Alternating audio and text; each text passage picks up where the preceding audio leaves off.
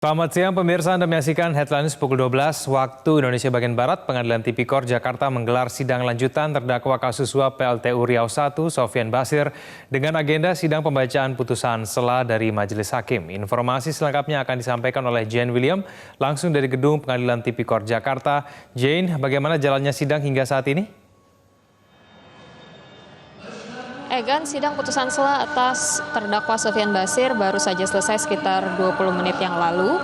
Dalam sidang putusan sela ini, Majelis Hakim Pengadilan Tipikor memutuskan apakah menerima atau menolak eksepsi atau nota keberatan yang diajukan pihak Sofian Basir atas dakwaan yang dibacakan oleh pihak jaksa penuntut umum. Mereview kembali bahwa sidang tadi dimulai sekitar pukul 10:54 dan sudah dibacakan bahwa dari hasil putusan sela persidangan tadi, Majelis Hakim Pengadilan Tipikor Jakarta memutuskan untuk menolak eksepsi atau nota keberatan yang diajukan dari pihak Sofian Basir.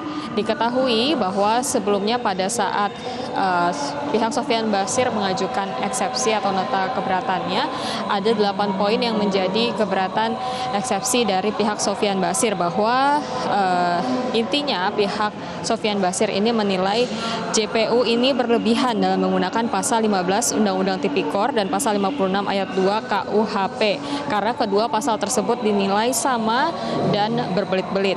Selain itu juga pihak kuasa hukum Sofian Basir ini mempertanyakan terkait apa yang didakwakan dari pihak JPU karena di dalam dakwaan di persidangan yang dibacakan dari pihak JPU bahwa dibacakan mengenai bagaimana kesepakatan antara terpidana dalam kasus ini yaitu Yohanes Budi Sutrisno Koco dengan Eni Maulani Saragih terkait kesepakatan pemberian fee yang akan diberikan ke sejumlah pihak dalam pengerjaan proyek PLTU Riau I ini.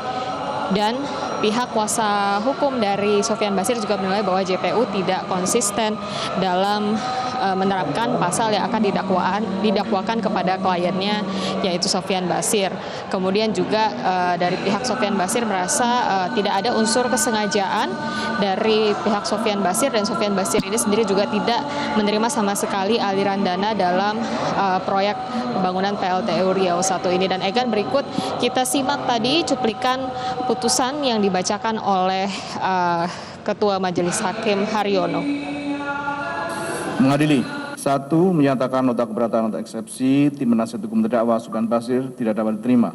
2. Menyatakan sah surat dakwaan penuntut umum pada Komisi Pemberantasan Korupsi pada nomor 66/TUT/01/24/24/06/2019 tanggal 14 Juni 2019 yang dibacakan dalam persidangan tanggal 24 Juni 2019 sebagai dasar pemeriksaan dan memeriksa dan mengadili perkara tindak pidana korupsi atas nama terdakwa Sofian Basir. 3. Memerintahkan penuntut umum pada Komisi Pemberantasan Korupsi untuk melanjutkan pemeriksaan perkara ini. 4. Menangguhkan biaya perkara sampai putusan akhir.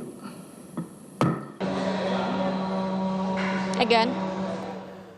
Ya Jane, lalu bagaimana tanggapan dari Sofian Basir usai menjalani sidang?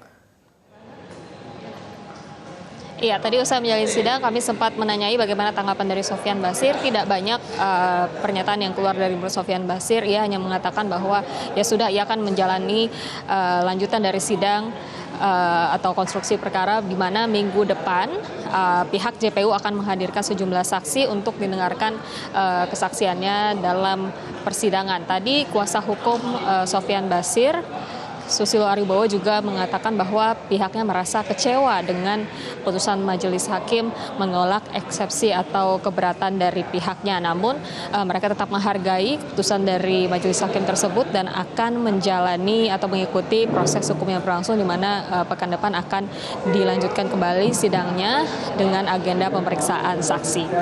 Untuk sementara demikian, Egan, kami kembalikan ke Anda di studio. Jane William, terima kasih atas informasinya langsung dari Pengadilan Tipikor Jakarta.